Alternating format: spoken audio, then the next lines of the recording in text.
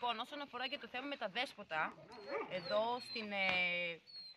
στο νεοχώριο, το πω έτσι, λοιπόν, θα πω πρώτον ότι δεν είναι 400 σκυλιά. Στην εγκαταστάση του παλιού καταφυγίου, λιμανάκι, Άγιος Σωτήρας έξω από το εκκλησάκι και στροφή, είναι 150 με 160 σκυλιά, χωρίς να βάλω αυτά που είναι μέσα στο χωριό του νεοχωρίου, χωρίς να βάλω αυτά που είναι μέσα στην πόλη της Πρέβεζας. Κανένα σκυλί από αυτά δεν είναι επιθετικό.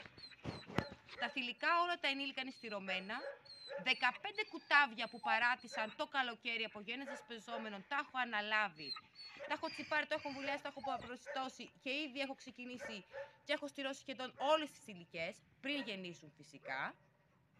Επίσης για τα 11 κουτάβια, όταν τα παράτησαν επειδή ήταν πάρα πολύ μικρά, επειδή θα μου τα τρώγαν τα άλλα τα σκυλιά, είχα ενημερώσει τον Δήμαρχο, εγώ τα έβαλα μέσα στο εκκλησάκι το Αγίου Σωτήρος για να τα μεγαλώσω με ασφάλεια. Αν μη τι άλλο, ψυχές είναι. Κάπου έπρεπε να τα βάλω, διότι ο Δήμος δεν μου παραχωρούσε χώρο, δεν είχε χώρο. 31 έχω στο σπίτι μου και όχι υγιείς, αμαία, σχεδόν όλα.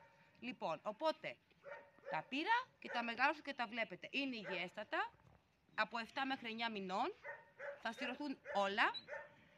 Επίσης, όσον αφορά τα επιθετικά σκυλιά, τόση ώρα εσείς που κάνετε το βίντεο, δεν σας επιτέθηκαν εκεί πάνω τα σκυλιά, δεν φοβηθήκατε άραγε? Είναι πόσα σκυλιά πάνω στη στροφή. Επίσης, ο Πάτερ είπε ότι είδε να περνάει άτομο με κούτα. Καλά είναι δυνατόν να το λέει στην κάμερα, που θα έπρεπε να πάρει την αστυνομία να το καταγγείλει? Έτσι γίνονται τα δέσποτα, διότι εσείς τα δημιουργείτε, δεν φυτρώνουν μόνα τους, εσείς οι καλοί πολίτες, οι καλοί χριστιανοί και αν μη τι άλλο, εδώ, μαρτυρία στην κάμερα κιόλας. Ότι μπροστά στα μάτια σας τα παρατάνε, δεν λέτε τίποτα. Και μετά είμαστε εμείς οι τρελοί εθελοντές που τρέχουμε να σώσουμε τις καταστάσεις. Που αν μη τι άλλο σε αυτή την πόλη, 5 άνθρωποι είμαστε που τρέχουμε στο 100%.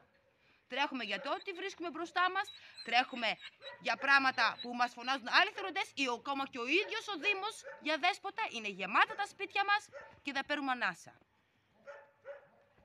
Λοιπόν, για να έχει τέλος όλο αυτό, μάθετε να έχετε πρώτα παιδεία και πολιτισμό. Και όλα ξεκινάνε όχι μόνο. Πρέπει πρώτα οι γονείς, τα παιδιά, τα πάντα, σχολεία, εκκλησία. Βλέπετε ένα σκυλί και το φοβόσαστε. Άμα το φοβόσαστε, να πάτε στο ψυχίατρο. Έχετε πρόβλημα. Δηλαδή, το ότι βλέπω ένα σκυλί, τι θα πρέπει να. Έχω την οτροπία ότι θα με δαγκώσει το σκυλί. Αλήθεια. Αν είναι δυνατόν, αυτή είναι η παιδεία σας 2023 και ο πολιτισμός σας. Αν είναι δυνατόν.